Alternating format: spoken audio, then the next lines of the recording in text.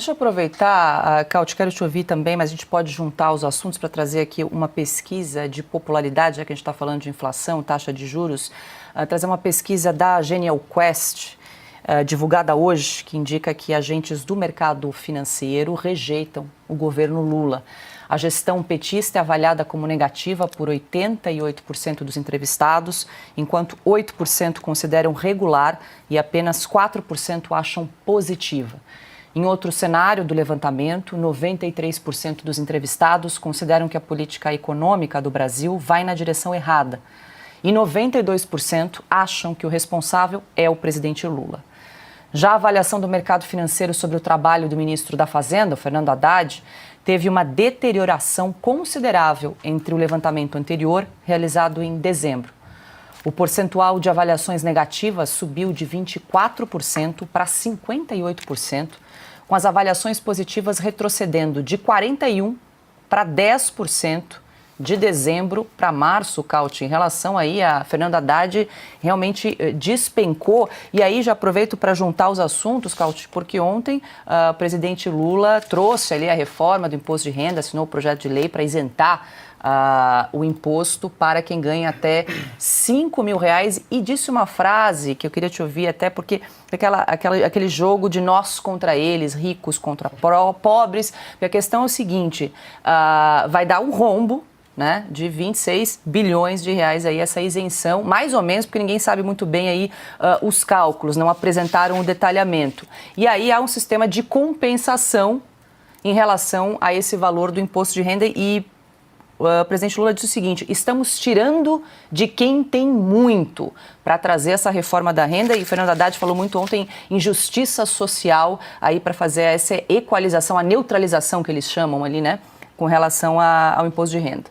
Pois é, vários assuntos na mesa. Então, vamos iniciando. Só queria complementar a perfeita colocação do Piotr sobre a Selic, acrescentando só um ponto. Vai subir mais. E o próprio Banco Central, inclusive, se podemos mostrar, Binha, eu peguei um trecho, estava lendo aqui o comunicado do cupom, a ata do cupom, comunicando o que eles vão fazer nas próximas reuniões, daqui 45 dias, e surprise, surprise, vai subir mais juros. Agora, eu também me junto ao time do Silvio aguardando com ansiedade a ata paralela do cupom da Gleisi Hoffmann, que pontualmente esperneava contra o Campos Neto. Vai fazer o quê contra o Galípolo? Até hoje, a desculpa oficial foi: estão subindo juros porque é a herança maldita do Campos Neto. Mentira, porque quem decidiu aumentar 2 pontos percentuais nas primeiras 2 reuniões desse ano foi, aqui estamos vendo aquele pedacinho, o trechinho da ata do cupom. Mas quem decidiu aumentar 2 vezes foi o colegiado inteiro, inclusive a maioria dos diretores do cupom nomeados pelo Lula. E aqui, nesse trecho, né, o cupom já antecipa, o Banco Central já antecipa. Teremos um ajuste, poderia ser menor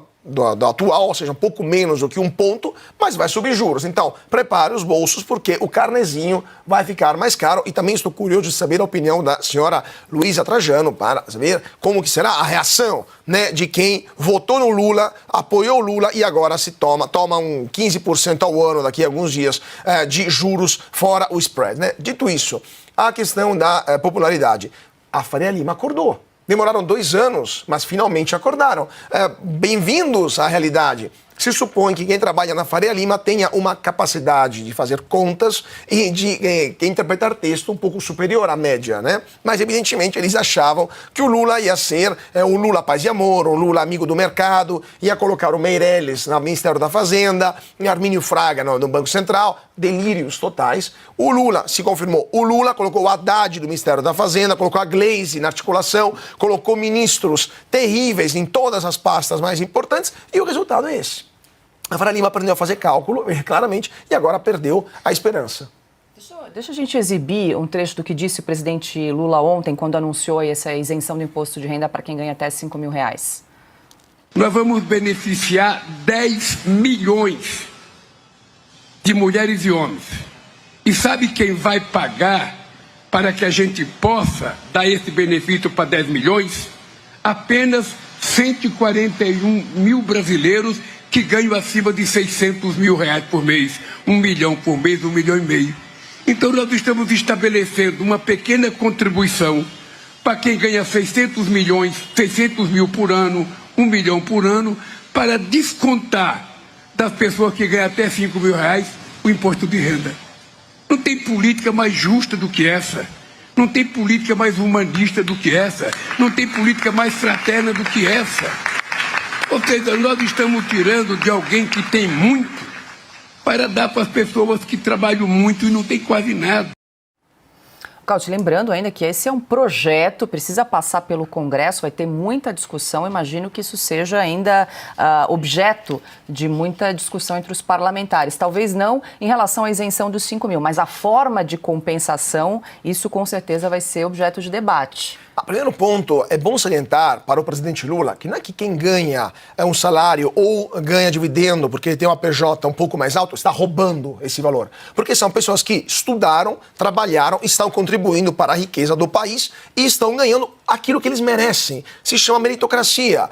O médico que fez 6 anos de medicina, 2 anos de residência clínica, mais 2 anos de cirurgia e que está ganhando o justo pelo serviço que está fornecendo à nação brasileira, por que tem que pagar mais impostos só porque o Lula está querendo deixar o populismo, a política normal nesse país? Por que o médico que está trabalhando 12 horas por dia, muitas vezes em lugares insalubres, vai ter que pagar mais impostos punindo o mérito, punindo o trabalho, punindo o esforço, porque o Lula sabe que é impopular e tem que ganhar voto na marra, distribuindo benesses e arrombando as contas públicas, destruindo as contas públicas, como vai fazer? Porque esse cálculo é falso, aquilo que eles estão dizendo aqui. Por que o advogado, o arquiteto, o engenheiro que está fazendo um laudo para que uma ponte não caia, vai ter que ver o seu trabalho punido, o seu mérito punido, o seu esforço punido, o seu estudo punido, porque o Lula tem que fazer populismo barato e tentar ganhar votos, como sempre fez, distribuindo prebendas à torta direito com 20 milhões de pessoas. Imagina só, Paulo, se essa reforma for aprovada, o Brasil temos 220, mais ou menos, milhões de habitantes. 13, 14 milhões de pessoas vão pagar imposto de renda. Isso vai ser que nem a Argentina antes que Milei chegasse ao poder, quando os kirchneristas, que sabiam que iam perder a eleição, jogaram a toalha do populismo, começaram a dar benesses à torta direito e 600 mil pessoas na Argentina pagavam imposto de renda contra 44 milhões de habitantes. Era um absurdo. Nenhum país do mundo segura a sua tributação, a sua fiscalidade geral numa base tão frágil, tão pequena. Não existe que apenas 13, 14, 15, depois depende de como vai ser mudada essa lei, paguem imposto para sustentar 56 milhões de pessoas que ganham Bolsa Família, 40 milhões de pessoas que ganham outros benefícios. Não existe isso em nenhum lugar do mundo. Não vai funcionar aqui. Lula está criando uma bomba fiscal que vai entregar para o próximo governo, porque esse troço vai começar a valer para 2027. Ou seja, base 26, declaração de renda de 27. O próximo governo vai ter uma bomba fiscal nas mãos que, se for Lula reeleito, para ele dane-se, dá uma outra canetada, aumenta a inflação, não tem problema. Mas se for um governo responsável, vai ter um problemaço para governar o Brasil nos próximos anos, porque reverter isso vai ser impossível, porque isso é populismo. Populismo não, você não consegue reverter, pelo menos não em uma democracia, e ao mesmo tempo não terá como aumentar impostos mais para outras empresas, para outros contribuintes, e teremos um desastre fiscal. Esta sim será a verdadeira herança maldita do Lula para o Brasil de 2027. E ninguém fala isso. É uma vergonha que não se fale do desastre que essa reforma vai levar para as contas públicas brasileiras.